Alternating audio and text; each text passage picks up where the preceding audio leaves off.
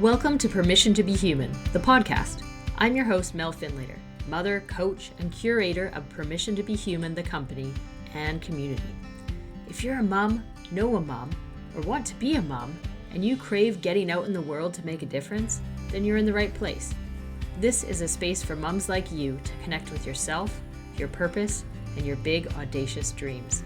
Because when you feel your best, you can better you, your family, and the wider world. Let's do this.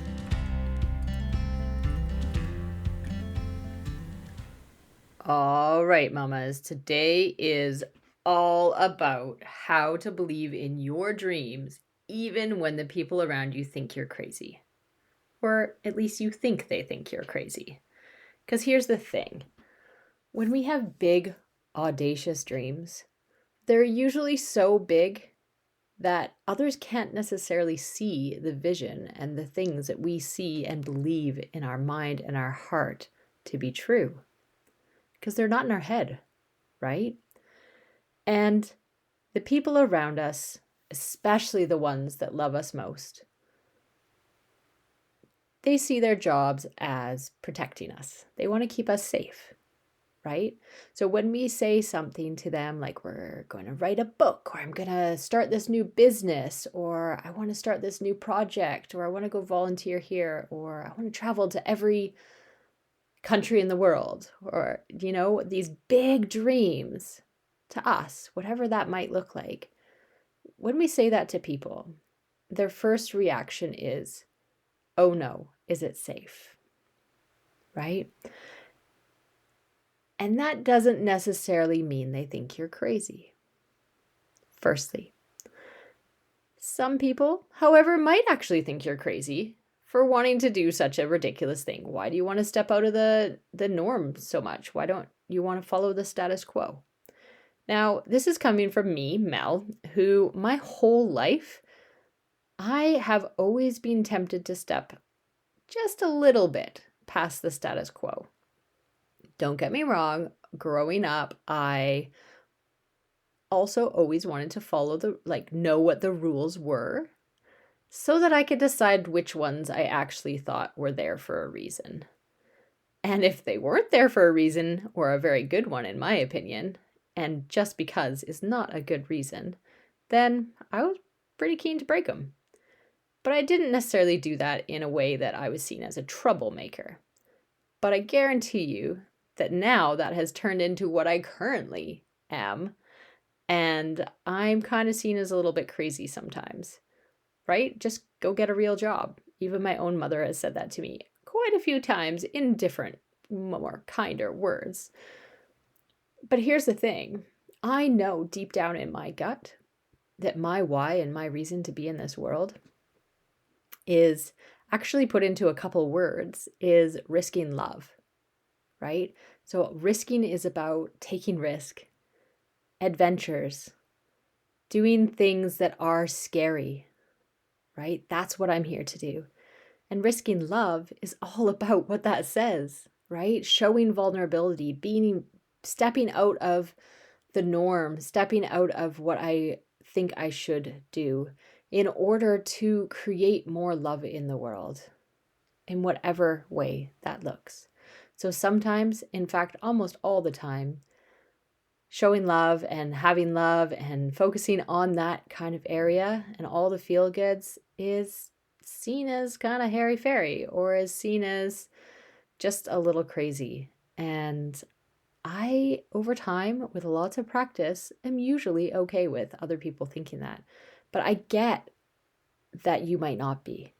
And I get that in your early days of an idea, whatever that idea might be, and it might shift and alter throughout time, in those early days, having someone think you're crazy, whether they tell you or not, can be really a setback for you. So this episode is really about digging into how you can become resilient to the likelihood that people will think you're a little crazy, or you'll think that people think you're crazy. And that's okay. So how do we be tough? How do we stick to our dreams and keep our belief in our dreams, even when that is the case? So, step 1 is to really, really get to know your why. There's a few different exercises you can do for this, but your why is your real purpose that you're doing this idea, right? It's the big vision. And it's probably beyond what you think that is. And there's a great exercise called the 5 whys where you dig down deep. So, why am I starting a podcast? Because I want to talk to some cool people. Well, why do you want to talk to some cool people? Because I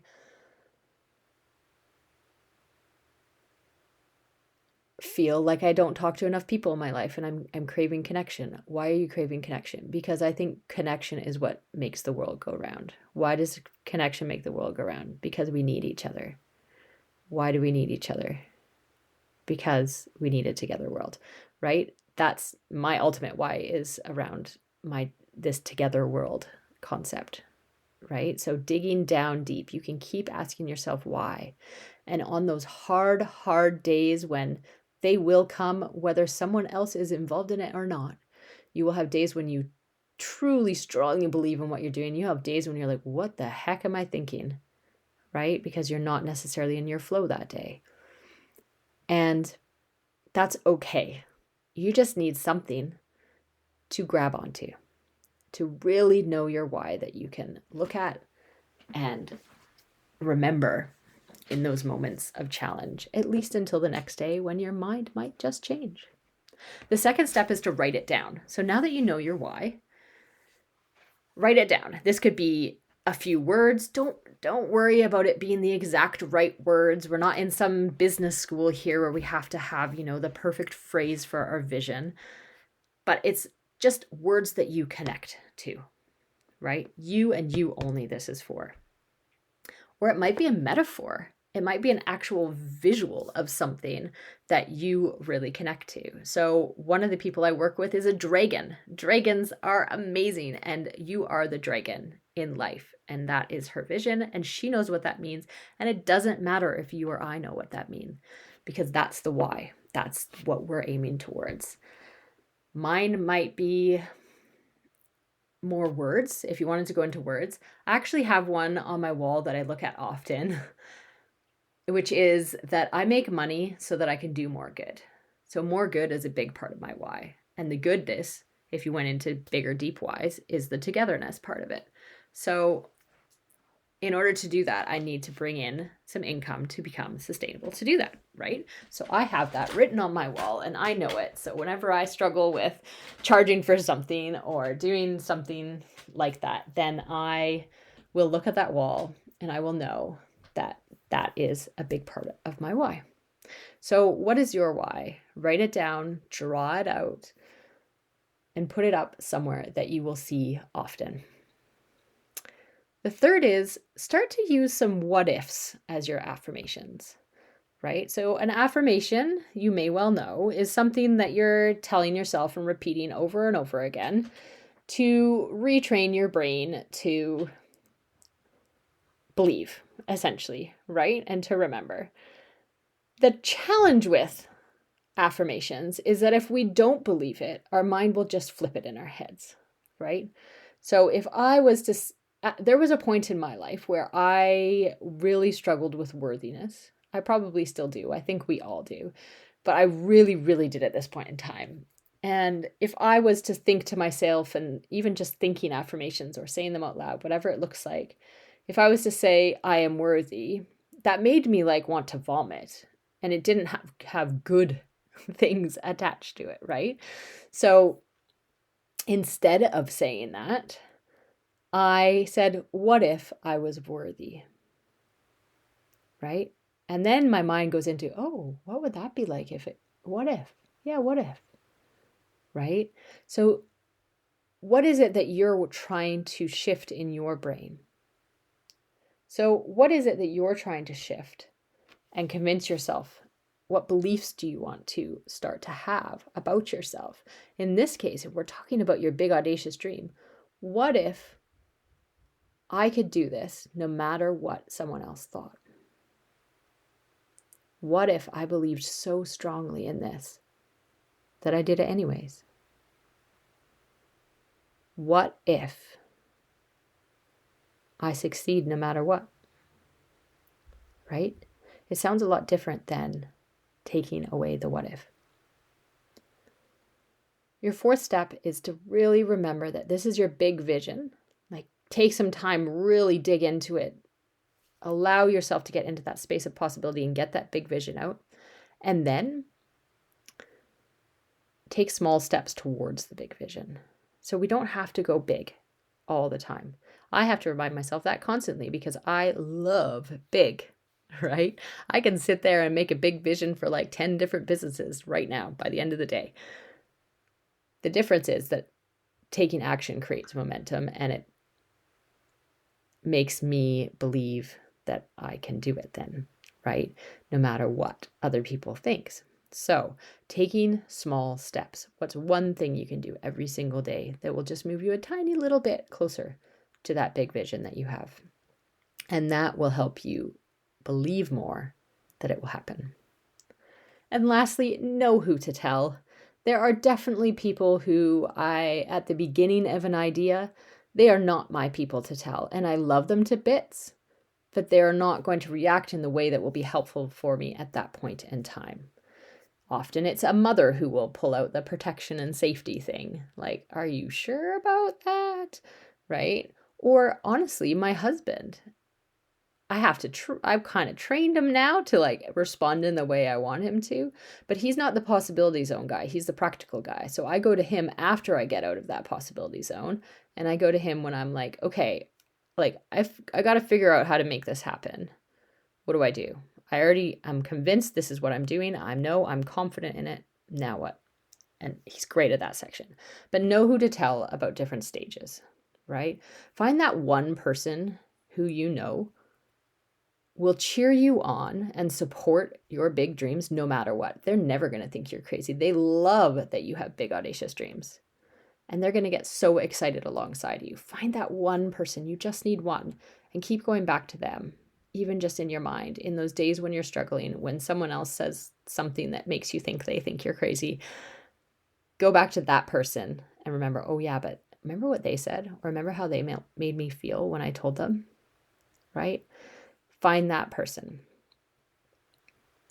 Now, when I say that, if you're like having heart palpitations because you're like, I don't know how to find that person, there isn't that person in my life that I can think of, then tell me. You can email me, permissiontobehumanalways@gmail.com, or just go on Facebook and find Permission to Be Human and pop me a message. And we can arrange a totally free complimentary 20-minute call, which is fully dedicated to just you telling me your big audacious dream. Why? Because I love building relationships and I love people telling me their dreams. Like, that's where I get the most excited in my life. And if I could just like do that for every day, all day, I would be a very happy person. So I would happily hear your dream, tell you how awesome you are, and just get excited with you. And if a call is too much, then just start sending me messages. It's totally fine. And we can do it that way. We can do voice message, we can do writing. It doesn't matter, right? What I'm willing to do is be that person for you until you find the person that's in your life, right? Because I know how challenging it can be at the beginning of an idea. When we're pretty sensitive, we really need someone to like confirm that we're not crazy. That's pretty much what we're asking them. And that's what I will tell you. You're not crazy. This sounds amazing. Please go and do this. How are you going to do it? Like, let's figure it out. Right. So you've got 5 steps there to really know your why, to write it down or draw it, to use the what ifs as your affirmations, to have small steps in your big vision and do them, and to know who to tell. Find that one person who's going to cheer you on no matter what. So I hope that helps you know how to believe in your dreams, even when the people around you think you're crazy. And remember, honestly, most of the time they don't think you're crazy. They're just a little scared for you because you're stepping out of the norm. And that's actually a good sign. You've got people around you that love you then. And you're doing something that is really needed. And sometimes, almost always, that's a little bit out of the status quo. So I love that you are thinking big. Please, please, please keep doing it. And I can't wait to hear what it is. That is it, folks. This has been Mel Findlater on Permission to Be Human, the podcast. And I am so glad that you have joined us here today and hope that you have taken away some tidbits that will help you go away, connect with your big, audacious dream, and make that massive impact in the world that you are dying to make. If you liked today's episode, please, please, please like it, share it. Think of one person. Think of one person that you think would also like it and send it on over to them. Let's get this out there and more moms feeling like themselves, inspired, dreaming big, and out there being them. Please do head on over to find me on Facebook with Permission to Be Human or Instagram, or you can even pop me an email and say hello at permissiontobehumanalways@gmail.com. Say hello and let me know that you listened. What did you like about it? I would love to hear. If you didn't like it, I don't really want to know. Just kidding. You can share that if you want. I would love to know, however, who you are. Let's connect. Let's find out what you want more of. Yes, this is a newer podcast, so I want to hear from you and I want to make it what would be useful to you. As always, remember that you have permission to dream big, permission to feel big, and permission to be you. You have complete and full permission to be human.